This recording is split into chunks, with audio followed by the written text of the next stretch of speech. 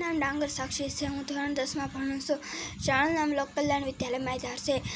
ગાંધીજીનો જન્મ 2 ઓક્ટોબર 1869ના રોજ પોરબંદરમાં થયો હતો। તેમનું પૂરું નામ મોહનદાસ કરમચંદ ગાંધી છે। તેમની માતાનું નામ પુતળીબાઈ છે। તેમને બાળપણમાં તેમને હરિશ્ચંદ્ર નામનું નાટક જોયું અને શ્રવણ નામની વાર્તા વાંચી। તે દિવસથી તેમને સાચું બોલવું અને માતા પિતાની સેવા કરવી તે નિર્ધાર કર્યો। તે ઉચ્ચ શિક્ષણ પૂરું કરી માધ્યમિક શિક્ષણ પૂરું કરી ઉચ્ચ અભ્યાસ કરવા માટે વિદેશ ગયા। ગાંધીજી વકીલાત કરવા માટે દક્ષિણ આફ્રિકા ગયા। ત્યાં તેમણે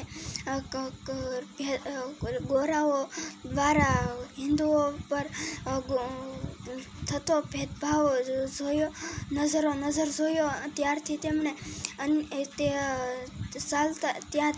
ચાલતા રંગ ભેદભાવથી કડવો અનુભવ થયો અને તેમણે તે અન્યાય દૂર કરવા માટે અહિંસાની લડત લડી।